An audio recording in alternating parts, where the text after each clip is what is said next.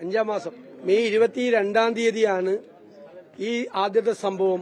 RSS നേതാവ് ഗുരുമൂർത്തിയെ കൊണ്ടുവന്ന് operation സിന്ദൂറിന്റെ ഭാഗമായി രാജ്ഭവനിൽ പ്രസംഗിപ്പിച്ച് മുൻ പ്രധാനമന്ത്രിമാരെ അധിക്ഷേപിച്ച് സംസാരിച്ചത്. അപ്പൊ ഞങ്ങൾ പറഞ്ഞു രാഷ്ട്രീയ പ്രചരണത്തിന്റെ വേദിയാക്കി മാറ്റരുത് രാജ്ഭവൻ. പിന്നീടാണ് മന്ത്രി പ്രസാദുമായിട്ട് വിഷയമുണ്ടായത്. പോളിംഗിന്റെ അന്നാണ്, നിലമ്പൂർ പോളിംഗിന്റെ അന്നാണ് ശിവൻകുട്ടി മന്ത്രിയുമായി വിഷയമുണ്ടായത്. അപ്പോഴൊക്കെ മൌനത്തിന്റെ വാത്മീകത്തിലാണ് മുഖ്യമന്ത്രി വിളിച്ചത്. ഇപ്പോഴാണ് പ്രൊട്ടസ്റ്റ് കൊടുക്കുന്നത്. ഔദ്യോഗികമായൊരു പ്രൊട്ടസ്റ്റ് അന്ന് കൊടുക്കണമായിരുന്നു. രാജ്ഭവനെ രാഷ്ട്രീയ പ്രചരണത്തിനും മതപ്രചരണത്തിനുമുള്ള വേദിയാക്കി മാറ്റരുത്. ഗവർണറുടെ പരിപാടികൾ, ഔദ്യോഗിക പരിപാടികൾ രാഷ്ട്രീയ പ്രചരണത്തിനും മതപ്രചരണത്തിനുമുള്ള വേദികളാക്കി മാറ്റരുത്. രാജ്ഭവനും അതാകരുത്, അദ്ദേഹത്തിന്റെ പരിപാടികളും അങ്ങനെയായി മാറരുത്. അദ്ദേഹത്തിന് ഒരു രാഷ്ട്രീയ ആഭിമുഖ്യമുണ്ടെങ്കിൽ അദ്ദേഹത്തിന് അത് തുടരാം. പക്ഷെ അദ്ദേഹം ഇരിക്കുന്ന സ്ഥാനത്തെ അതിന് ദുരുപയോഗപ്പെടുത്താൻ പാടില്ല. അദ്ദേഹം RSS കാരനാണെങ്കിൽ RSS കാരനായി തുടരാം. രാഷ്ട്രീയ ആഭിമുഖ്യമുണ്ടെങ്കിൽ രാഷ്ട്രീയ ആഭിമുഖ്യം തുടരാം. പക്ഷെ ഔദ്യോഗിക പദവിയിൽ ഇരുന്നു കൊണ്ട് ആ രാഷ്ട്രീയ താൽപര്യങ്ങളും മത താൽപര്യങ്ങളും സംരക്ഷിക്കാൻ ഗവർണർ ചെയ്യാൻ പാടില്ല. ഇത് മതേതര കേരളമാണ് എന്ന് ഗവർണറെയും അതിന്റെ പിന്നിൽ നിൽക്കുന്ന ആളുകളെയും ബോധ്യപ്പെടുത്തി കൊടുക്കേണ്ട ഉത്തരവാദിത്തം കേരളത്തിലെ മുഖ്യമന്ത്രിക്കും ഭരണകൂടത്തിനുമാണ്.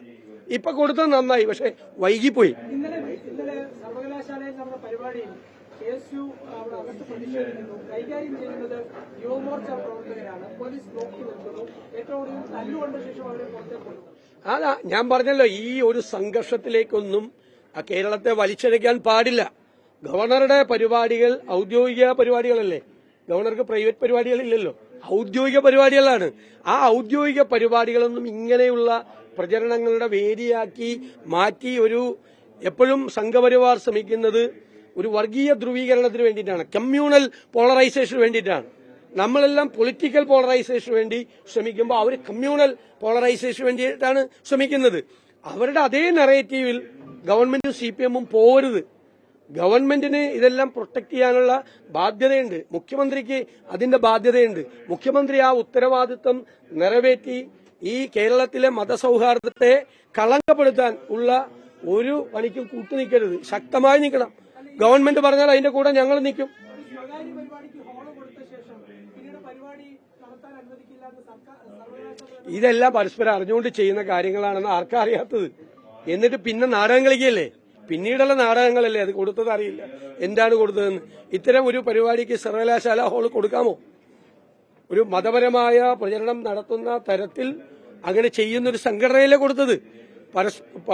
അവരുമായിട്ട് ആഭിമുഖ്യം പുലർത്തുന്ന, എന്നിട്ട് ഇതിനെ ഒരു സംഘർഷ വേദിയാക്കി മാറ്റാൻ അതെല്ലാം അവർ ശ്രമിക്കുന്നത് ഈ ഭിന്നിപ്പിന് വേണ്ടിയിട്ടാണ്. ഹെയ്റ്റ് ക്യാമ്പയിനാണ് ഇത്, വിദ്വേഷത്തിന്റെ ക്യാമ്പയിനാണ്. ഭിന്നിപ്പിന് വേണ്ടിയിട്ടാണ് ശ്രമിക്കുന്നത്. കൊടുക്കരുത്. അതിശക്തമായ പ്രതിഷേധം അറിയിക്കണം. രാജ്ഭവനും ഗവർണർ സ്ഥാനവും രാഷ്ട്രീയ പ്രചരണത്തിനും മതപ്രചരണത്തിനും ഉപയോഗിക്കാൻ പാടില്ല എന്ന ഉപയോഗിച്ചതിന്റെ ശക്തമായ പ്രൊട്ടസ്റ്റ് രജിസ്റ്റർ ചെയ്യണം. അതോടൊപ്പം ഇനി ഇത് ആവർത്തിക്കാൻ പാടില്ല എന്ന് പറയണം. കേരളം ഒന്നിച്ചെന്ന് പറയുമല്ലോ. ഒരു സാംസ്കാരിക സംഘടന സെനറ്റ് ഹാള് പരിപാടി നടത്തുന്നത് അത് സ്വകാര്യ പരിപാടിയാണ്. അതിൽ ഗവർണർ അതിഥിയായി എത്തുന്നു. അതിൽ ഒരു ഭാരതാംബ ചിത്രത്തിൽ വിളക്ക് കത്തിക്കുന്നതിനെ കോൺഗ്രസും പ്രതിപക്ഷവും എന്തർത്ഥത്തിലാണ്? അതല്ലല്ലോ, അങ്ങനെയല്ലല്ലോ. കഴിഞ്ഞ കുറെ ദിവസങ്ങളായിട്ട് ഇതല്ലേ നടത്തുന്നത്. ഗവർണറുടെ നേതൃത്വത്തിൽ നടത്തിക്കൊണ്ടിരിക്കുന്ന ഈ വിവാദങ്ങളല്ലേ. ഔദ്യോഗിക പരിപാടിയിൽ അങ്ങനെ ചെയ്യുന്നു. പിന്നെ ഞാൻ പറഞ്ഞല്ലോ, ഈ ഓപ്പറേഷൻ സിന്ദൂർ പ്രഭാഷണ പരമ്പര നടത്തുന്നതിൽ ഒരു തെറ്റുമില്ല. അതില് പ്രതിരോധ വിദഗ്ധരെ കൊണ്ടുവരാം, അല്ലെ, ഫോറിൻ അഫയേഴ്സ് എക്സ്പേർട്ടുകളെ, വിദേശകാര്യ വിദഗ്ധരെ കൊണ്ടുവരാം.